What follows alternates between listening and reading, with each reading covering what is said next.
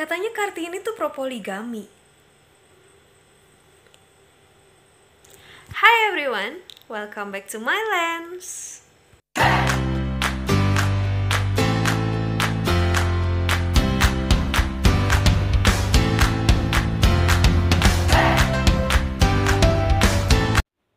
My lens kali ini adalah edisi spesial karena sekarang aku mau nge-review sebuah buku yang berisi kumpulan surat-surat Kartini bagi para sahabatnya.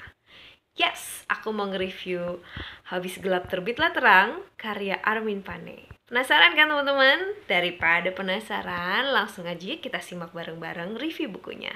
Because reading can change your life.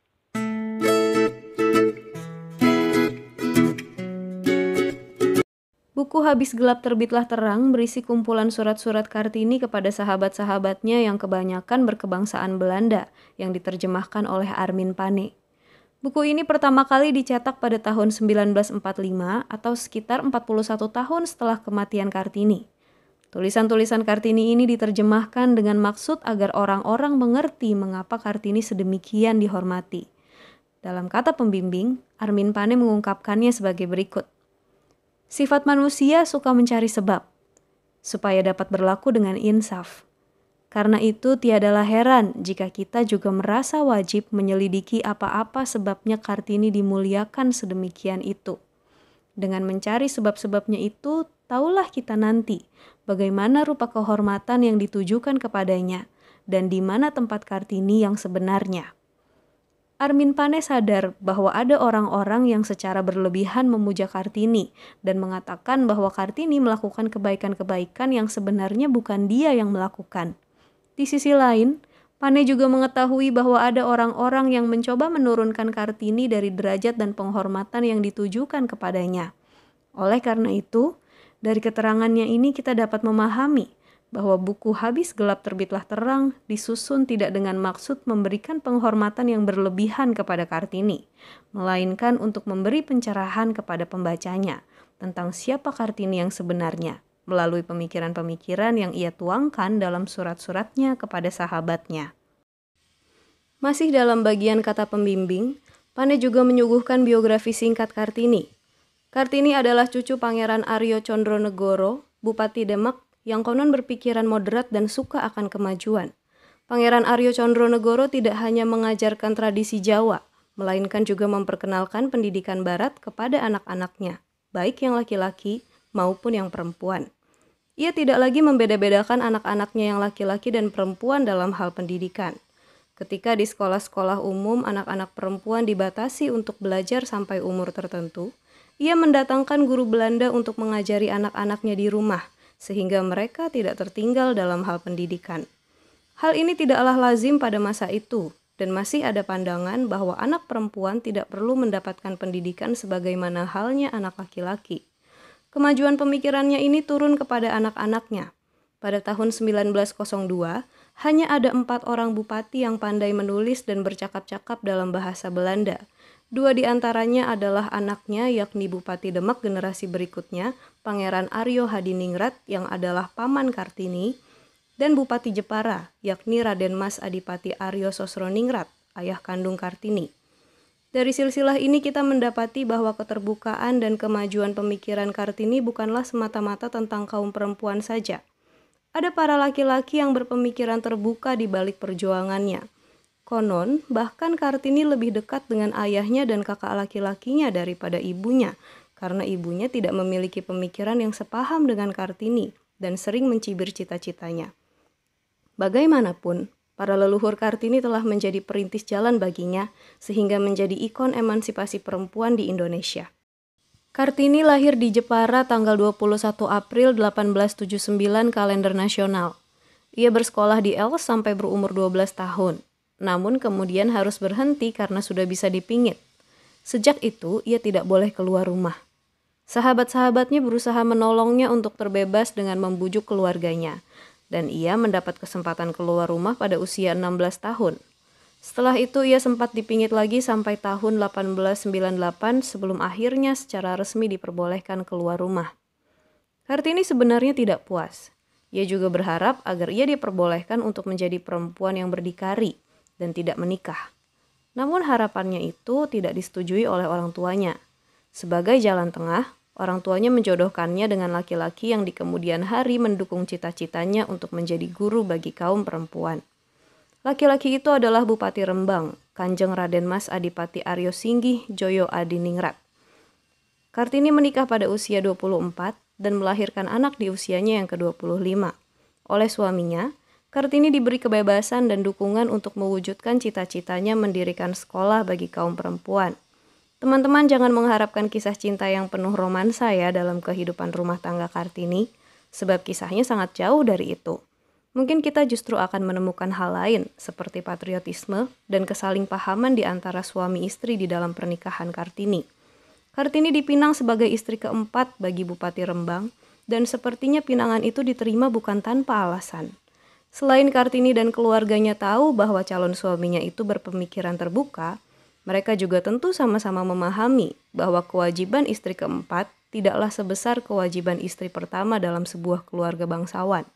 Dengan menjadi istri keempat Bupati Rembang, Kartini bukan hanya mempertahankan gelar bangsawan keluarganya, melainkan juga mendapatkan kebebasan yang ia inginkan untuk berkarya tanpa harus dibebani tugas-tugas rumah tangga yang harus diemban oleh seorang istri pertama.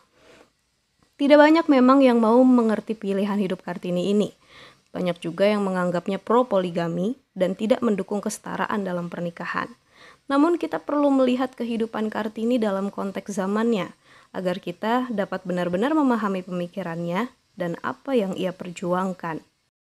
Surat-surat Kartini dalam buku Habis Gelap Terbitlah Terang ini ditujukan antara lain kepada Nona Estelle Zihandelar, temannya yang sangat baik hati yang sebenarnya tidak pernah berkesempatan untuk bertemu langsung dengannya. Juga kepada Nyonya Ovingsur yang sudah seperti ibu kandung bagi Kartini. Nyonya Ovingsur adalah istri dari asisten residen Jepara yang kemudian pindah ke Jombang oleh karena suaminya dipindah tugaskan. Selain itu, ia juga menulis surat untuk Nelly Van Kool serta Tuan dan Nyonya Abendanon yang sangat takjub dengan cita-cita Kartini ketika mereka bercakap-cakap dengan dia. Ada pula seorang ahli bahasa yang ditugaskan ke Poso oleh Bible Genootschap bernama Adriani yang menjadi sahabat penanya.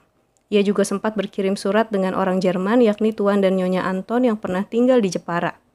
Sejak tidak diperbolehkan keluar rumah, Kartini sangatlah kesepian. Dalam surat-suratnya kepada sahabat-sahabatnya inilah Kartini mencurahkan seluruh isi hatinya.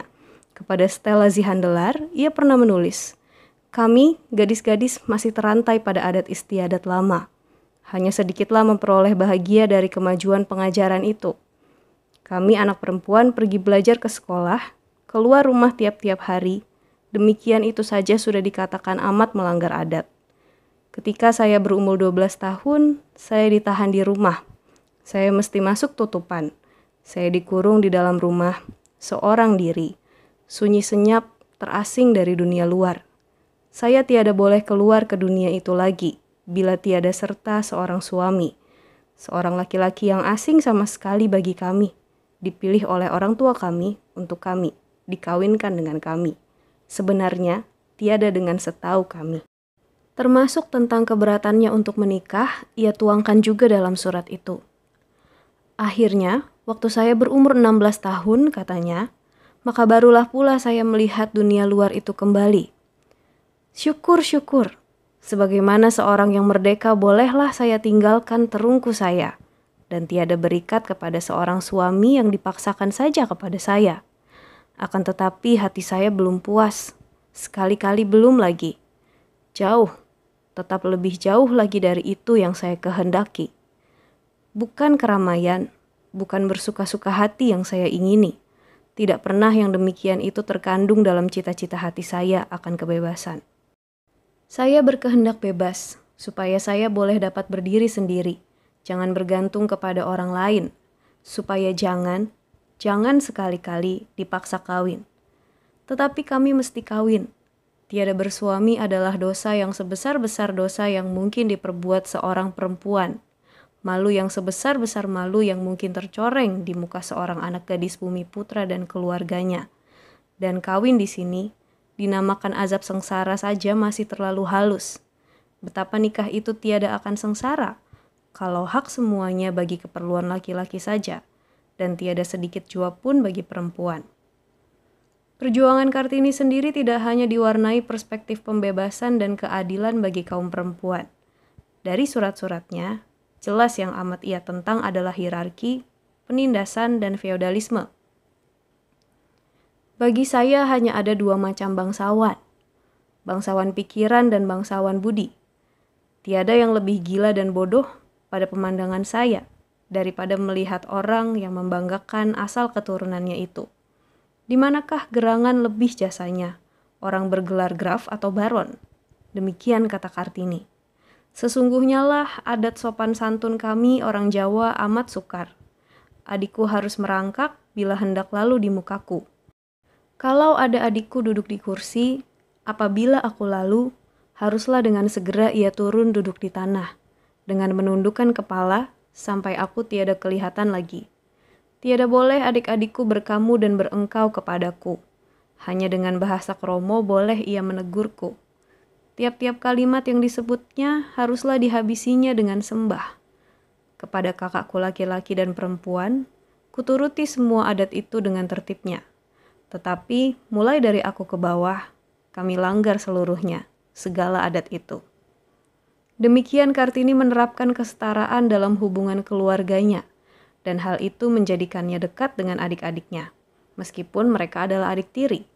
Selain tentang pandangannya terhadap hierarki, Kartini juga mengungkapkan pandangannya tentang agama kepada sahabatnya Stella Zihandelar.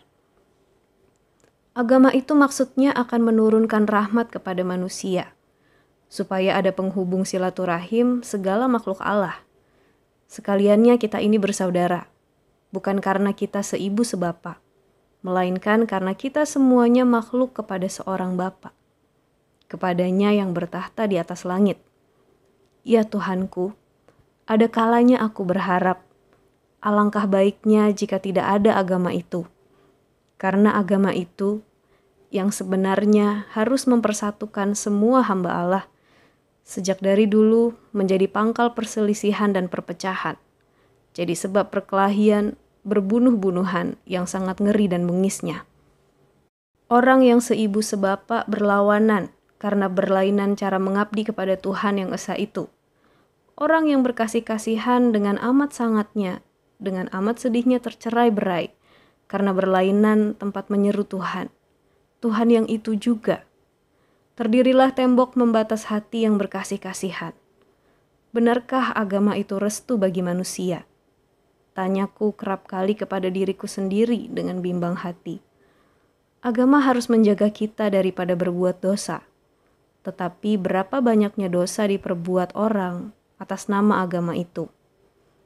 Meski menyadari identitas dan asal-usulnya sebagai perempuan Jawa Islam, Kartini memiliki cara pandang yang inklusif dan kritis. Inilah yang membuatnya merasa nyaman bergaul dengan sahabat-sahabatnya yang berkebangsaan Eropa dan berbeda agama dengannya.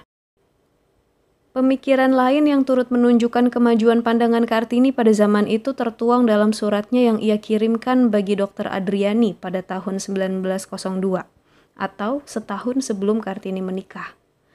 Benarkah gerangan bahwa perempuan itu baru sempurna rasa sanubarinya, baru sempurna berkembang, hanya jika ia sudah kawin?